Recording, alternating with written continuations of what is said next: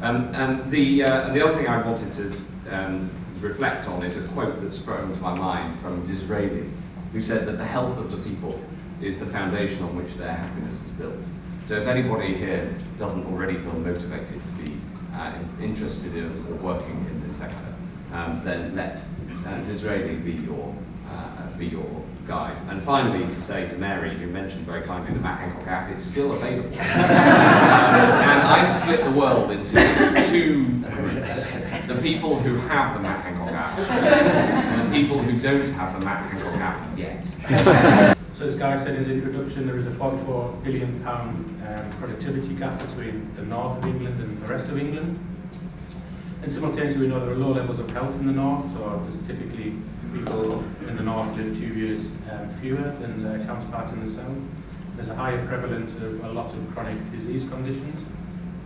And 30% of that gap in productivity, so 30% of a £44 billion gap in productivity, can be attributable to this worse health in the north. So that's about £13.2 billion of that gap can be explained by the difference in health between the two regions. So NHS spending is important, but it isn't the only answer. So as Matt was saying, we need to look at prevention and public health services. So just some figures on that. So in 2017-18, £3.4 billion was spent by local authorities on public health and prevention services. That was dwarfed by £124 billion that was spent by the Department of Health and Social Care on the NHS, with the majority of that going to basically conditions in hospital. So a lot of the spending by the NHS was in hospitalisation. But if we can tackle these problems upstream with prevention and public health, we can sort of redistribute the money that is spent in hospitals and other services.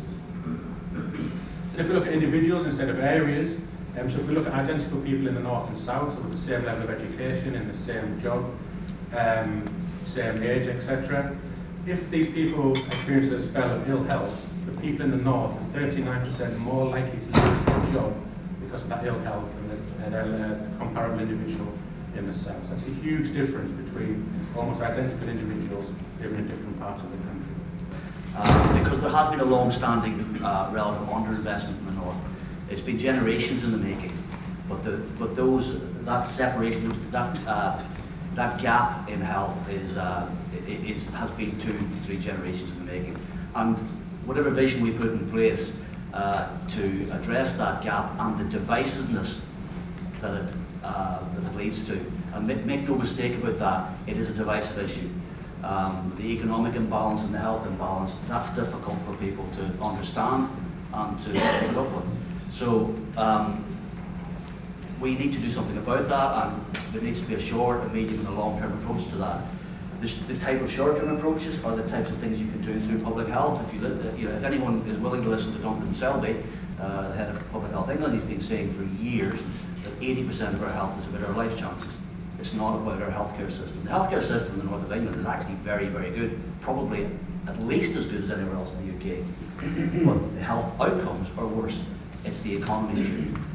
And that's why, and it's not just the Secretary for Health, although we are delighted to have him as the cheerleader of this, the other departments, the economic departments, need to weigh in on this, or we can't do anything. The long-term approach has got to be to rebalance the industrial infrastructure in the north. So there's a real human case as well as an economic case, but obviously they both go together. And I think, as pretty much everybody on this panel has said, if you drive up wealth and boost the economy, that actually drives improved health. And as I looked into this further, I found the first direct link between the circumstances a person is born into and when they die was established in the late 70s. So for my entire life almost, this has been known about, but since then we've had Conservative governments, Labour governments, a coalition government, we're now in a minority government. Nobody's managed to get to grips with this. And the fact that we are in a minority government now, really that means, even though Mr Hancock was quite clear there that he's absolutely committed to improving prevention, the political circumstances are going to make that really challenging for him. And I hate to mention the B word, but Brexit is absolutely sucking all the political energy out of Westminster, and it's very difficult to push issues like this when everybody's consumed by what happens next. And until that's resolved, I think it's going to be very difficult to actually push ahead and make any progress on this. I've now been given the job of speaking for the government, I noticed. Apologies. You know, things happen when people want them to happen. The Marmot Review, of course, was really important.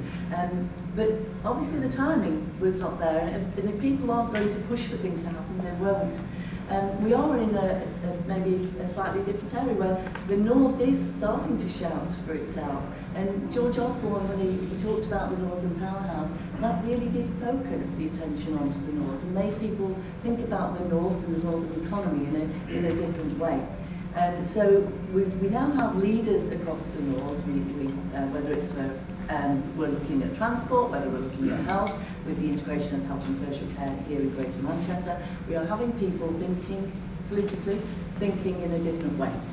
And if there's anything that gives me hope that this is going to be addressed, it is the fact that we now see ourselves as a broad but quite integrated group of people politically, who actually do want to address inequalities and do want to tackle the issues that hold us back. Because we want to have an economy across the North, a connected economy across the North, which really serves everybody. And to serve that economy across the North, we can't do that properly if health inequalities are holding us back.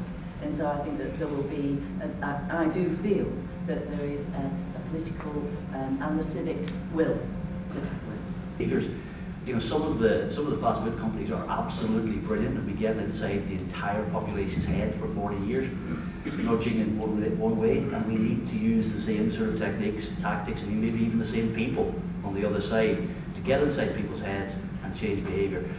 Drink driving, smoking, these sort of changes. When I was a kid, it was the safety around rivers, and then the seatbelt, and then the drink driving. And these things do work, but they take time and they take investment, and it's really unsexy stuff. And people never have the same attachment to that as they do to their hospital. But that's what will change health at scale.